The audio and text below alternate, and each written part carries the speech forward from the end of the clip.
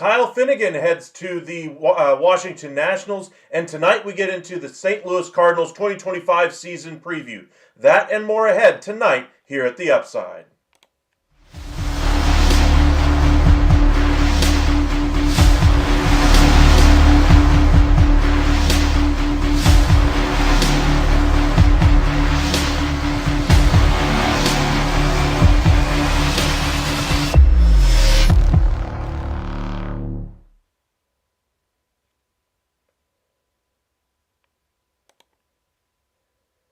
And welcome into the MLB Hot Stove Daily here at the Upside Sports Network. My name is Michael. Appreciate you guys joining us very late on a Tuesday evening. Hopefully you guys were having some fun watching a good basketball game between the Mavs and Lakers like I was, where Luka got his revenge against the Mavericks. But it was actually a closer game than I thought it would be. Overall, pretty fun to watch. But let's talk some baseball. We finally have some more news to discuss on the free agency front. Kyle Finnegan has agreed to a deal to return to the Washington Nationals on a guarantee of $6 million.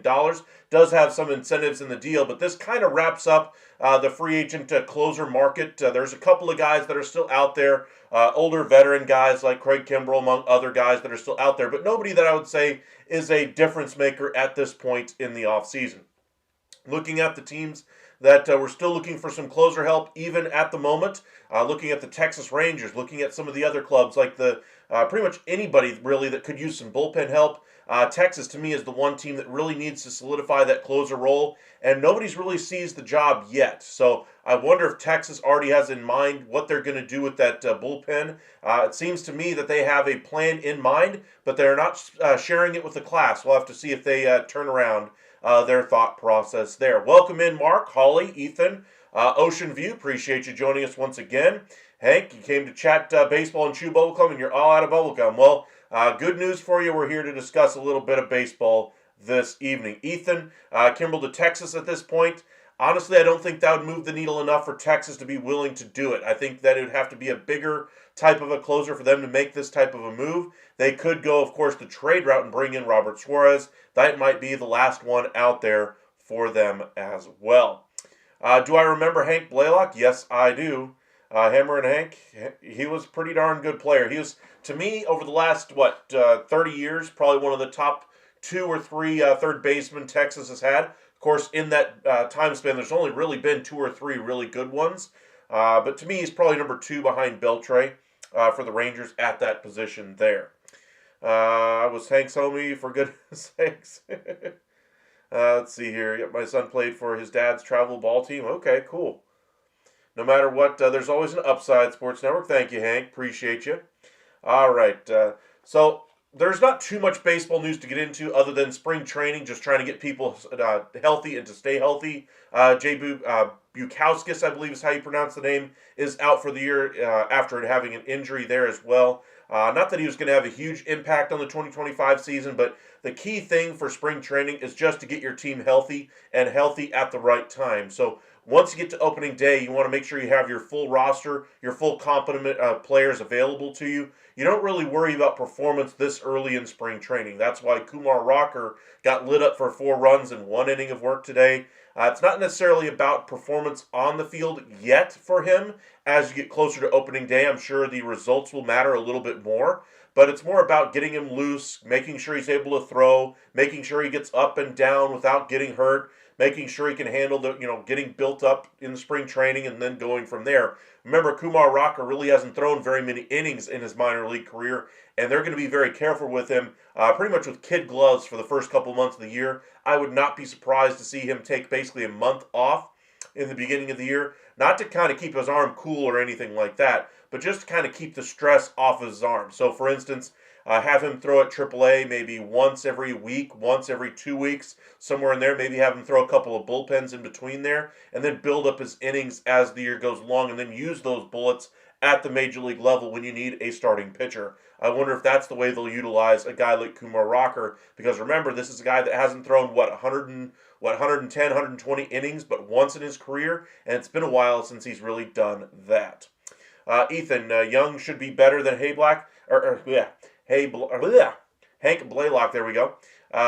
He should be, but until he actually does it on the field, I still have Hank Blaylock ahead of him. Hammer and Hank was a heck of a player I think a lot of you guys might have overlooked. And he deserves his day in the sun. He was one of the best Rangers hitters during that phase of the Rangers at that time, and kind of kept the team going at that time. He was one of the reasons that made the Rangers worth watching, like you mentioned there as well. You can have Robert Suarez. I'll take him. I would like to have a closer. I will gladly take him. But Hank is fan favorite. Yes, I started watching Rangers baseball with him on third around 05-06.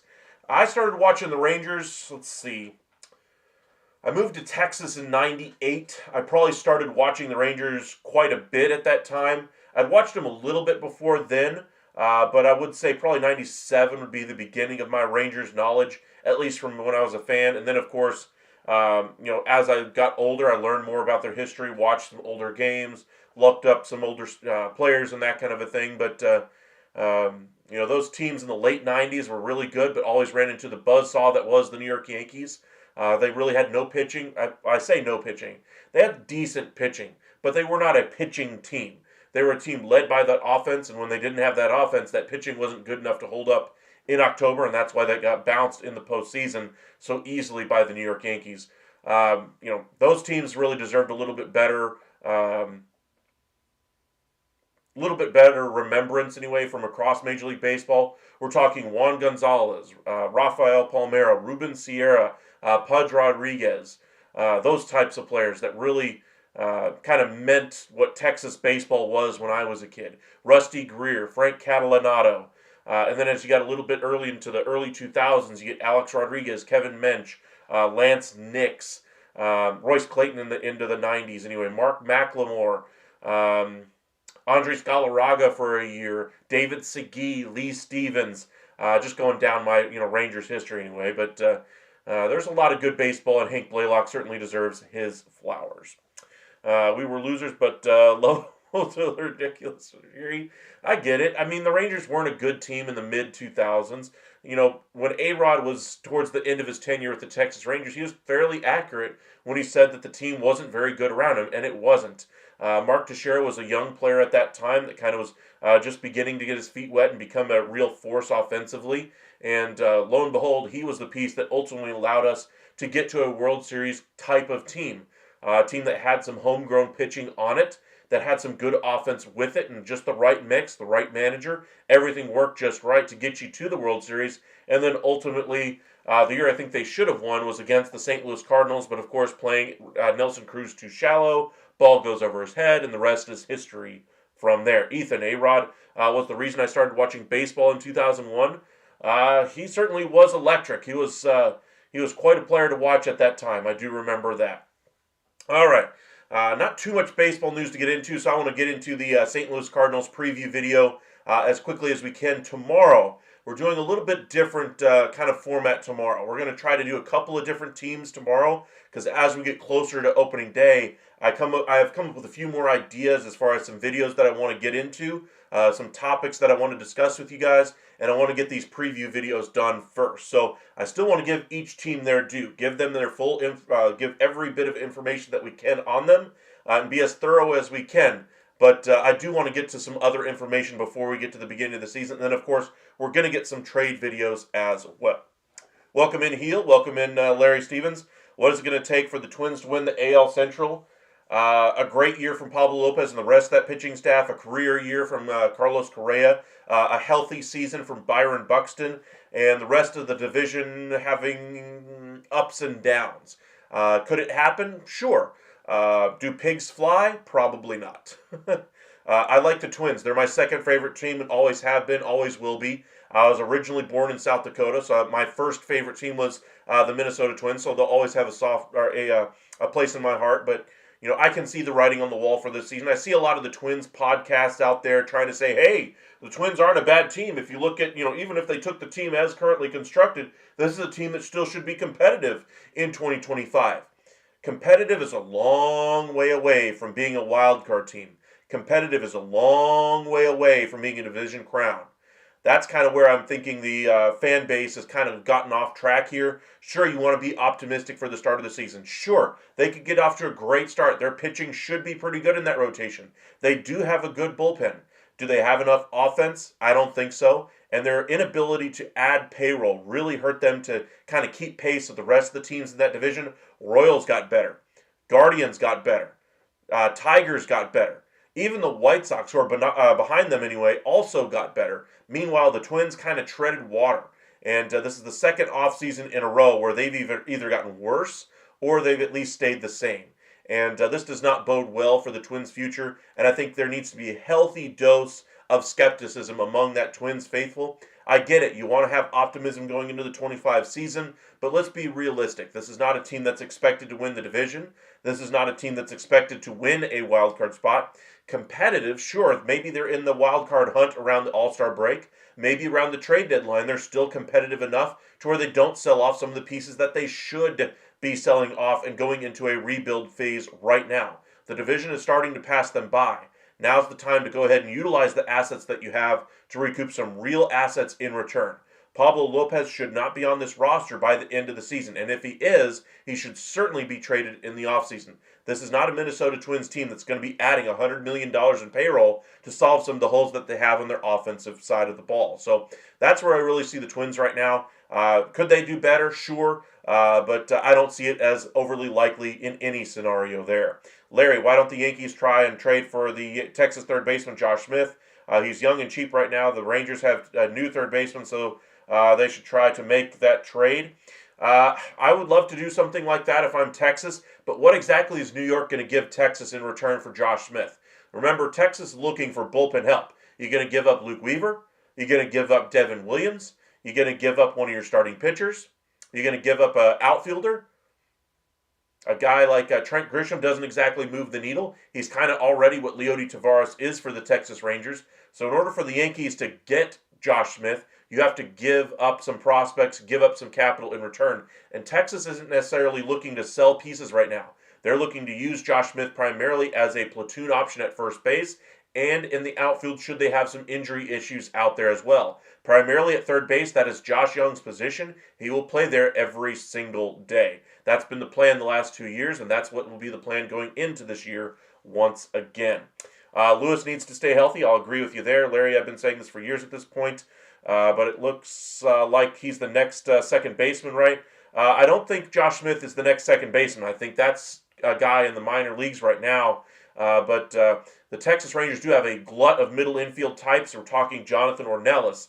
We're talking Ezekiel Duran, Justin Foscue, Josh Smith. All are multi-positional players kind of coming up. Kind of what's similar situation that the Mets have with guys that are middle infield prospects that they're going to have to figure out where to play. Mauricio, Acuna, Williams, and others. Kind of having a good problem to have anyway. An embarrassment of riches anyway. But, you hope one of those guys really seizes a position and really runs with it and makes it their own. Josh Lewin was another reason I enjoyed watching the Rangers game on TV. He was great. I loved his play-by-play voice. He was very funny to listen to. Loved to have him come back and call home. Loved to have him come back. Great home run calls. Yes. Didn't he go out to, was it San Diego? I'm trying to remember. I think he went out to San Diego. Simeon being phased out to maybe outfield part-time. Interesting discussions about that. I would agree they do not have anything they need, that being the Yankees. But as far as Simeon being flexed out to the outfield, he's still a premium asset in the infield. He's got, 3-4 more years left on that deal. He's not going anywhere. I think he's the leader in that clubhouse right now. They're not going to move Marcus Simeon for any reason at this point. Ethan, I still make a call every game, usually Adolis. Yeah. Adolis is usually a good bet for, launching one. Should the Twins trade Buxton before he loses all value, especially with Walker Jenkins knocking on the door? Yes, they should. That's why I said, earlier in the video that I think this is a time where the Twins should really be looking to sell some of their assets. I think if they could get a decent price in exchange for Byron Buxton, I think he'd be a good get for somebody out there. We just did a video the other day for the Pittsburgh Pirates and their need for some offense. Specifically in that outfield, maybe Byron Buxton could be a good fit there if they get some prospects going back the other way to the Twins. El Bombi might not homer, but he's going to try. Very true. Good to see you, man. Thanks for joining us once again, Paranormal. Glad you're able to catch us as well.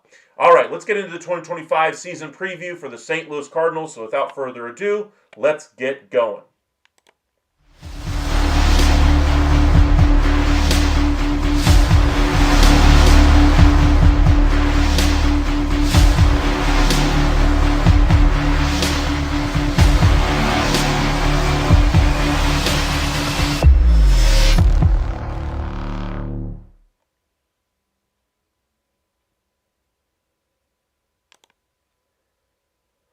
Welcome to the 2025 season preview for the St. Louis Cardinals. My name is Michael. Appreciate you guys joining us this evening. St. Louis Cardinals are a team that's entering kind of a retooling phase of their organization. They've already let it be known to their fan base to expect this to be a one-year thing. They do not want this to be a multi-year rebuild process. They're being very clear that they want this to be a one-year down year, or a 1 year that's a down year for them, and then quickly right back into competition, right back into being competitive in the NL Central.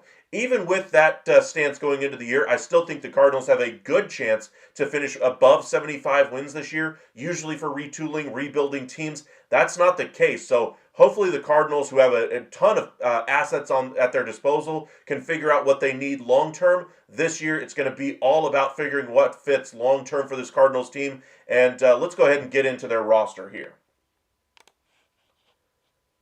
Now, the St. Louis Cardinals, to me, looking at their lineup, they have some really good young talent on this roster. It's just a matter of figuring out what pieces are going to work and which pieces ultimately are going to flame out. Mason Wynn, leadoff hitter, I think he's a real keeper there. Weighted runs created plus, they have him at 101, so kind of a league average player offensively, but the defense that he brings makes him a 3.5 WAR player. Their best player according to that stat for Fangraphs. They have Alec Burleson penciled in as the DH there in a kind of a platoon situation. Wilson Contreras will no longer be behind the plate for the Cardinals this year. He'll be manning first base after Goldschmidt has left in free agency to join the New York Yankees. Brendan Donovan in left. Nolan Arenado penciled in currently at third base. I imagine this will be one player that will be traded at some point, either A, during spring training, or B, before the trade deadline. I think this is a player that has to move off of this roster because they really don't have a home for him here. They need to give those at-bats to some of the younger guys in that system. Look at Jordan Walker. Look at Nolan Gorman, how they're sitting in this lineup.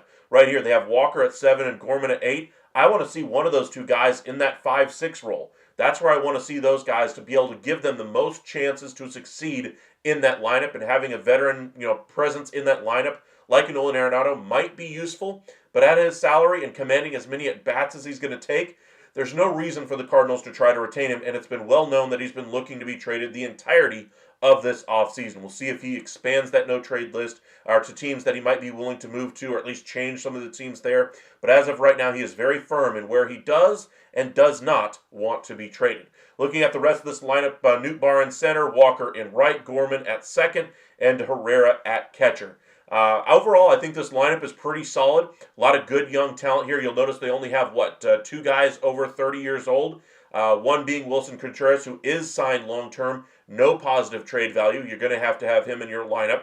Nolan Arenado, meanwhile, still has a little bit of positive trade value if you attach some salary to him. And teams would have interest in him. Most notably, the Houston Astros. They've tried twice now this offseason to acquire him. Arenado both times has said, thanks, but no thanks, I don't want to go to Houston. Understandably so, they already have filled his position there. No real certainty as far as playing time there after the additions that they've made. I guarantee he would be playing every day. The question would be where he would be deployed in the lineup. Would he be their DH? Would he be flexed out to left field? More than likely, it'd be Jose Altuve that would flex out to left field, and they'd move Paredes over to second, and they'd let Arenado play third. But in all likelihood, it sounds like Arenado just sees the writing on the wall for the Houston Astros, losing Alex Bregman, losing Kyle Tucker, and just saying this is a team, while it's still a good team, and has a chance to win a wild card and compete for the division, this is not a World Series contending team. And so he kind of sees that he wants to play elsewhere. Also, geography seems to play at least a little bit of importance into the teams he's willing to be traded to as well, because some of the teams on that list are not exactly playoff bound. So something to kind of keep an eye on is that trade list for him. Looking at their bench, they got Pedro Pajes, I'm not sure if I'm pronouncing that right, as their backup catcher. Lucan Baker actually has some family in the East Texas area. I actually met some of them at my work not too long ago, letting me know that they were family of his anyway. Thomas Sagassi, I'm hoping he latches on with this big league club this year. One of the pieces that was traded in the Jordan Montgomery deal a couple of years ago from the Texas Rangers. I think he's got a very bright future ahead of him. We'll see how he really performs this year. And then a really good defensive piece out there in center in Michael Ciani. Overall, this lineup has a couple of 3-win players in it. Nootbaar, Arenado, and then of course you have Mason Wynn at the top. Overall, though, it's going to be about development, seeing how Walker develops, seeing how Gorman develops, seeing if their catching situation ultimately works out correctly, because they made the decision to move Contreras out from behind the plate to help them defensively and be able to handle that pitching staff a little bit better. Overall, I just think they need to get the youth in this lineup as much as possible, and trading Nolan Arenado is the easiest way to get more at-bats freed up for some of these guys.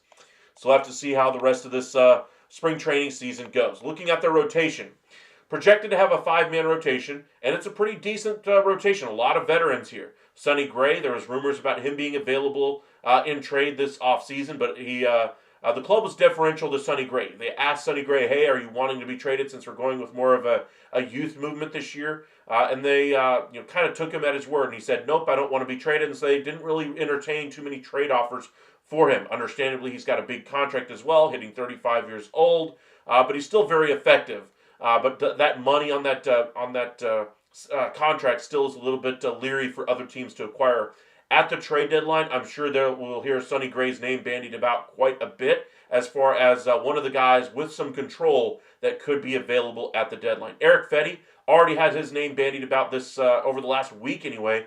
It seems he's readily available on the market right now and at a very cost-effective number as well. Could be a very good number 4 or 5 starter for somebody. But looking at the rest of this rotation, Gray, Fetty, Michaelis, Palante, and Matz. Overall, this rotation, veteran heavy here. I'm not exactly expecting a Cy Young winner out of this, but maybe they could be, borderline top 10 in the National League. That's not exactly setting the house ablaze, but overall, I think this is a rotation that could at least hold things down and keep them in games with this youth movement that they're going with on the positional player side. Once you get after the trade deadline, I think they'd be, remiss anyway if they didn't add some minor league talent to this rotation here. Say they offload Fetty here in the next month or two. Say they trade Gray at the deadline. Matz doesn't have a lot of value on the market, but maybe they move him to somewhere, or just DFA him at that point. But he would be a player I think could have some value if you resurrects his value a little bit as we get closer to the trade deadline. But I would expect them to be looking to make multiple trades out of that rotation as the year goes along. Looking at their bullpen, Ryan Helsley, this is a player I thought should have been traded long ago already this offseason with as high price as there is right now for relief pitching, and with the injury issues Helsley has had, and with the up and down performance he has had. He is off of a great year last year, healthy, dominant year for him. This was the time to go ahead and trade him because he's a free agent at the end of the year. What are you doing holding on to a closer when you're trying to go through a retooling phase? Try to get the better draft pick. Allow a younger piece to go in there and handle that closer role and see if you can get a controllable closer for the next 5-6 years by going with a youth movement in your bullpen. Understandably, you want to try to win every single game. I get it. You're competitive by nature. But at a certain point, you got to look out what's best for the organization.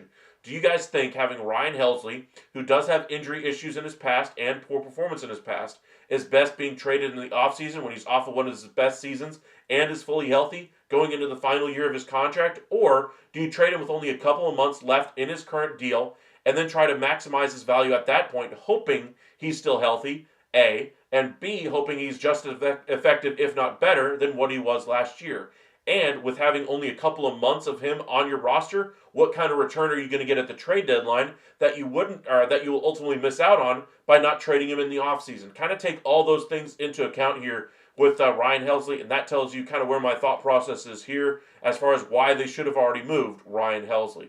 Overall, a lot of veterans in this bullpen as well. Matthew Liberatore, Ryan Fernandez, Jojo Romero, John King, former Ranger hand as well. Kyle Leahy, Zach Thompson, and Gordon Graceffo. Not sure if I'm pronouncing that one right, but they do have some good veterans kind of mixed in there with some youth. But overall, I like this bullpen with Helsley back there, but I think they would be better served by trading him and going with a full youth movement in that bullpen with maybe a veteran or two sprinkled in to kind of keep the young guys fresh anyway and keep them on track. Looking in their minor leagues, Chance Cisco, non-roster invitee, AAA player. Kind of one name that kind of catches my eye, Yohel Pozo. Another guy who's played a little bit at the major league level. Could be a piece for them, kind of fill-in spot down the year or as the year goes along. First base, nobody really there. Second base, Jose Furman. Maybe they get a little bit out of him, not much. Let's see here. Third base, nobody of import there. Shortstop, Jose Barrero comes to mind here. Michael Hellman, they're expecting a little bit out of as a depth piece. Nothing really that's going to move the needle there. Victor Scott, they're expecting a decent amount of playing time for him as well. Ryan Velotti, former top prospect anyway. Another name that pops out there in the outfield mix. On the pitching side, let's look at some of the starters here. Michael McGreevy, Quinn Matthews, Sam Roberts, Rob Kaminsky. Remember that name anyway. Maybe he could be a useful piece. Remember, he was one of the top draft picks for the Cardinals a long time ago. That was traded to the Guardians, if I remember correctly, in kind of a prospect for prospect trade. Tico Roby, I think, could be at the major league level at some point in the next year or two. I think this year, towards the end of the year, if he's having a great season, he could be one of those, post All-Star break, post trade deadline call-ups that's allowed to get some work in the majors to kind of get his feet wet. And then on the bullpen side, Nick Anderson comes to mind here. Nobody else really pops out here as far as a farmhand that could be useful there as well. Cardinals need to find their dark magic that made them great for no reason. Cardinals, to me, were always very good at developing their talent from within and keeping that talent, in-house, not having to overpay for a lot of their own talent. And that's really what the magic sauce was. They didn't have just one or two really good outfielders. They had 3 or 4 that they could flex in and out of that lineup as well. They've had some rotten luck over the last couple of years, especially with health as well. But we'll see how this year goes for the Cardinals. Again, this is going to be a rebuilding year for them. Looking at their prospects, their top 100 this year, they have 3 guys in there: J.J. Weatherholt, Quinn Matthews, and Tink Hence. We'll see how this farm system really works for them. Looking at their 24 system, I just want to look at their overall prospects and just kind of see if we notice any trends. Scassi is all the way up to number 4 in their system. Roby up to number 6. Nice return on investment for Jordan Montgomery there. I think the Rangers would still do this trade 10 out of 10 times, though, to get a World Series for them.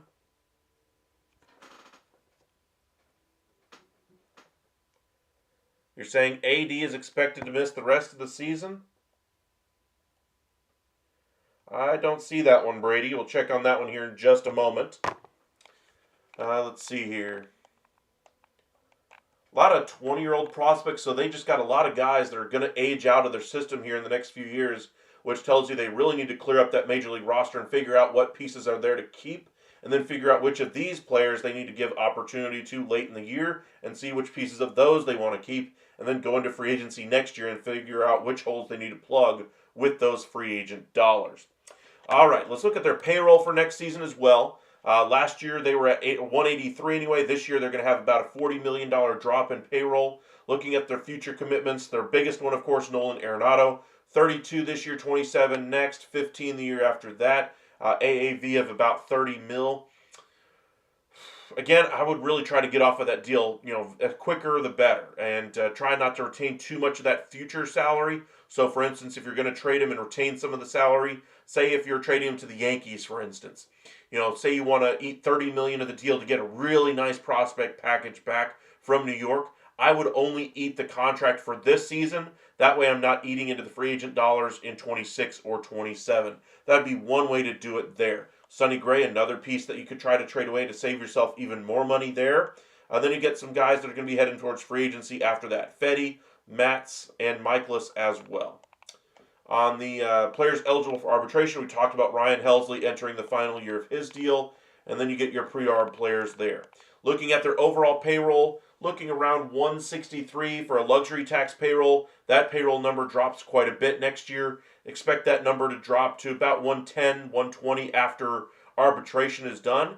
So if they're expected to spend in free agency next year, maybe they can add a couple of big important bats to this lineup or some top-end starting pitching. So say they get a $120 million luxury tax payroll after arbitration is figured in.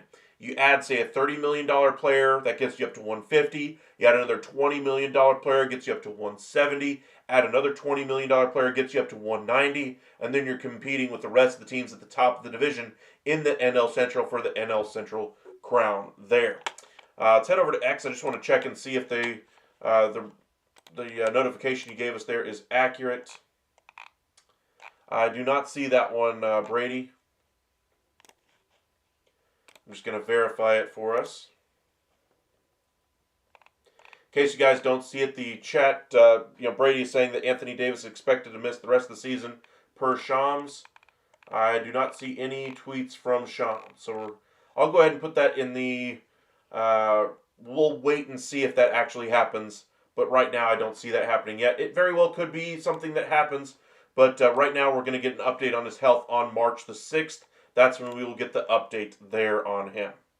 All right, what are the wins of the offseason for the Cardinals? For me, it was not making any big mistakes with this roster here. Look, they didn't go out there and add a Pete Alonso to help them out at first base and put Contreras back behind the plate to make their defense worse. They didn't eat the Nolan Arenado's salary anyway going into future years as well. We'll have to see if they avoid doing that as well. But overall, just not making a big mistake, I think, is their biggest thing there. As far as a mistake this offseason, I think the only one you could point to would be not being more proactive in moving Nolan Arenado earlier, and not coming to the realization last year that Wilson Contreras was not a good option behind the plate for them.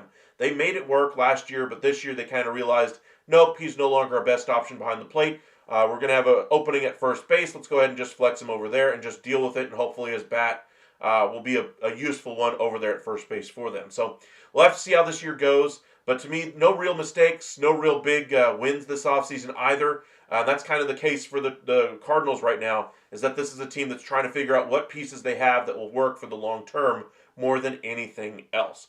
Holes on this roster, I don't think there is one, aside from moving off of Nolan Arenado and allowing more youth in that lineup overall. I would like to see Thomas Sagassi get a lot of at-bats this year. Right now, they're projecting him with Arenado in the lineup to get about 224. I would like to see him get up to, say, that 400 plate appearance mark. Say he gets called up in June, or even if he starts the season with the club, I still would like to see him get up to that 400 plate appearance mark there. So, again, it's the youth movement there in St. Louis. So we'll see how this season really works. Now, let's go ahead and do some trades here for the Cardinals as well. Remember, we're looking to offload Nolan Arenado. So, remember the teams that he's willing to accept trades to. We've talked a lot about about the Dodgers, about the Yankees, about the Red Sox and Houston, etc. What are some surprising teams that might be looking for a third baseman or a first baseman or a DH? Those are the teams I think could jump out there and try to bring in a Nolan Arenado. But for right now, let's see which teams kind of fit that bill. Angels, not going to happen. Astros have tried and failed. A's, they're not going to do it. Blue Jays, they're trying to win right now. Maybe they decide to do something like that at third base. Braves, they don't really need to do something like that. Brewers already have plenty of offensive talent. He already plays for the Cardinals. But looking at the rest of this Cubs, they could use another bat after losing on Alex Bregman. They did bring in Justin Turner, but I don't think that would rule them out from adding a piece like Nolan Arenado. Diamondbacks don't have a home for him. Dodgers, that would be a nice team for him, I think, as far as kind of lengthening out that lineup a little bit more. But they don't need to do it. They already are a very well-built ball club. The Giants don't have a spot for him. Guardians aren't going to take on any of that money. Mariners can't take on any of that money. Marlins, not going to happen. Mets, they could use a third baseman at the deadline. Maybe they could be a fit there. Nationals, they're not going to do something like this. Orioles, neither are they. Padres are looking to trim payroll, not add. Phillies are cash strapped. They can't do it. Pirates can't afford something like this. Rangers already have options. Rays aren't going to take the contract. Reds, maybe they look for a bat for Heimer Candelario, kind of do a bad contract for bad contract swap and add a prospect to it to make it work. Might work. Red Sox could have been a fit there, but they added Alex Bregman. Not going to happen there. Rockies, they're not going to add. Royals, they could use a piece like this to help their offense, but they can't afford the salary of a Nolan Arenado. But if they can get the Cardinals to bite down on enough of it, maybe they could be a fit. But I find that one as highly unlikely considering the market that they're in. Tigers, they missed on Alex Bregman. They could be a fit, kind of a shorter-term deal for them. Twins, they're not adding payroll. White Sox, they're not ready to win. And the Yankees aren't willing to take on payroll as well. So let's look at the Detroit Tigers first. Tigers are, could use a piece like this. Arenado, negative 16. Let's say they eat, $25 million of the salary in year one. Save the Tigers a lot of money against their luxury tax calculations. But then you're looking at what, 8 value going back to the Cardinals. So what would be worth 8 to be able to bring him in? You could do a 1-for-1 deal, give up a young starting pitcher, 25-year-old Brent Herter. Could be one piece that could go back the other way. I know the Cardinals are looking for a little bit more pitching than they are anything else, so maybe that would be the return there. Kind of a 1-for-1 swap. I don't mind this deal. Would I do this one if I'm the Cardinals? Probably not. Would I do this one if I was the Tigers? Probably not as well. Remember, they have some good young options coming as well in Jace Young and others. So let's do a different team here. Let's go ahead and take out the Tigers and switch in, let's see here, the Royals, just to see what it would have to look like to make it appetizing for them. Again, you're looking around 8 value, looking for some pitching first. Don't really have a lot to give up, but they could do Ben Cardurna, or Cardurna. I'm not sure if I'm pronouncing that right. Pretty sure I'm butchering it, but there's one, and then you throw in another younger pitcher, Felix Sarandi. And then you get a couple of minor league arms going back to the Cardinals there. Again, 20-year-old type players, kind of fits the window of the players, elevating to the Cardinals major league roster, kind of fits there as well.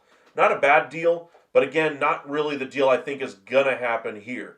Let's go ahead and clear this trade out entirely. Let's go back to the Cardinals one last time. And let's do a trade with...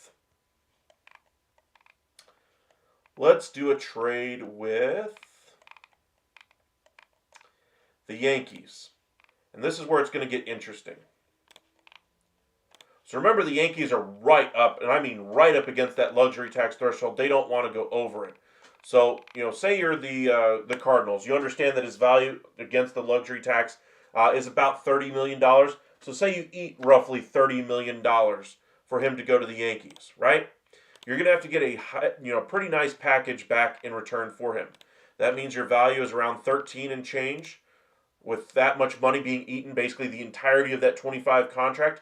Now, you're still going to have 26 and 27 to deal with. But, as far as the deal here, you're looking for around 13. You're not getting Spencer Jones. You're not getting George Lombard. But you could do Arias. Hampton went down because of an injury. That's why his value's dropped a little bit here. You could do Lelane. That would be a nice piece for the Cardinals. We'll do that one. We'll do another younger one here. Let's do a Will Warren, perhaps. That should get us in the ballpark. And then only 2 more, essentially, is what we're looking for here. So we'll go with a young outfielder, Francisco Velorio. Actually, let's take him out. And Chase Hampton, who did have a higher value, but is going to be injured for the entirety of the season. Maybe you take a risk on him and take a risk on his recovery there as well. So you get, you're basically buying an injured player already, but you're getting 3 bites at the apple for some starting pitching in return for Nolan Arenado. Let's validate the trade, post to the trade board. Again, the only way I think this happens is if they eat that $30 million, the entirety of that salary for the 2025 season. Likely, probably not. But, we're kind of running out of teams for him to go to right now unless we have an injury on another ball club. That forces an opening that maybe Nolan Arenado would be willing to go to those ball clubs. But until he's willing to amend that list, we'll never really know. All right, so where will the Cardinals finish in 2025? Well, let's look at where they finished in 24. Last year, they missed the wild card by about 6 games. They won 83 last year. Pretty good ball club overall, considering the struggles they really had. This is not going to be a contending team, though. So I don't even expect them to be this good this year. I'm expecting probably a 72 to 78 win ball club. I'll go ahead and pencil them in there right at about the 75 win mark. I think they're a good ball club, but I don't think they're necessarily one of the best in the National League. So this is a club I think will be trading some assets at the deadline. I think they'll be looking to move off of Nolan Arenado. And with all the moving pieces there, I think the youth will eventually shine through, and it will work as a productive season for them. They'll learn a lot about their organization and what they actually have to compete with going into 2026. But 2025 will kind of be a retooling year for them. So I'll go ahead and pencil them in at about 75 wins there. Do they make the playoffs there with 75 wins? Obviously not. They will be in the lottery as well. Let's see here. Expectations for the roster. I'm expecting them to trade off of Nolan Arenado. I'm expecting them to trade Eric Fetty early in the season. I'm sure they'll look into the idea of trading a couple other veterans off of that out of that rotation. Steven Matz, Sonny Gray, Michaelis as well. All those names I think could easily be had at the trade deadline for a decent package in return. Could they make a big trade, kind of a splashy type trade? Probably not. They're not going to go out there and acquire, some big young phenom out there. They're not going to go out there and try to bring in a Sandy Alcantara if they're playing above their heads or anything like that. They're not going to dip their toe in those waters. They're going to use this year to really build and figure out what they have long term and then really build for the 2026 season as well. Offseason grade, I'll go ahead and give the Cardinals, I'll give them a C. They didn't really do much. I thought they should have done more as far as trying to move off of Nolan Arenado, going with more of a youth movement instead of waiting and procrastinating on their homework until during spring training. Should have been an issue that's solved before you even get to spring training. That way the clubhouse doesn't have to deal with the rumors around Nolan Arenado. But according to Mozeliak, they're expecting to start the season with him. I doubt that ultimately happens, and if it does, I don't think it'll be for very long. Could they surprise us? Like I said, I think the high end for this team could be like a 78-win ball club.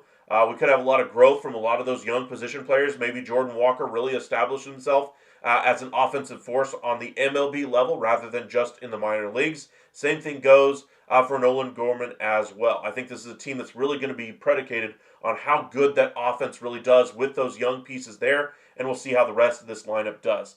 Again, ceiling for this team, I'm going to say is 78 wins. Floor, probably 72 wins. Alrighty. Appreciate you guys joining us this evening. Thank you guys for having some fun with us this evening. A lot of news in the world of sports. The Luka Doncic game in his first game against his former team, the Dallas Mavericks, was pretty riveting to watch. NHL trade deadline coming up tonight. We had a great post-game press conference anyway from Seth Jones, the defenseman for the Chicago Blackhawks, basically airing out the team for allowing them to be outshot 93-39. Just a listless team, really. And he's had enough there. So that could really spur some movement in the NHL. And we will have some NHL trade deadline coverage coming up for you guys as well. But again, kind of the news I wanted to get to as well before we wrap up for the evening is we'll get into some previews for the season tomorrow. We'll probably do 3 teams tomorrow, maybe more depending on how much energy I really have. We'll start probably around 10 or 11. We'll do the Milwaukee Brewers first. We'll do the Oakland, or I guess the Sacramento A's second. We'll do the Angels third. And if I have enough energy, we'll get to the Seattle Mariners. So we're going to get a lot of season previews done tomorrow. We'll have a couple of other videos coming out as well. And then our season preview videos that we've been doing every single night, we'll be shortening them, kind of condensing them for you guys who might have missed them. That way you guys can catch them on our YouTube channel as well here in the next week or so. We'll kind of put them all in one big playlist. That way you can catch all of them if you are new here and to kind of catch up with the rest of the class. But appreciate you guys joining us this evening. Be sure to hit that like and subscribe. Follow us on X at Upside Ascend and on Facebook at Upside Sports Network. But those of you who have sent us some super chats, who hit that subscribe button, like the video, hit the heart in the chat, just want to say thank you guys one more time before we head out for the evening. Had some fun with the lady tonight as well. Second anniversary was this evening, so that's why we also had a little bit later evening as well. Thank you guys for some of the well wishes you guys sent to us on the Facebook page as well. So we did get some of those after I mentioned it last night as well. So thank you guys for looking out. But we'll see you guys tomorrow morning. Y'all have a great evening. Get some rest out there, everybody. Stay safe, everyone.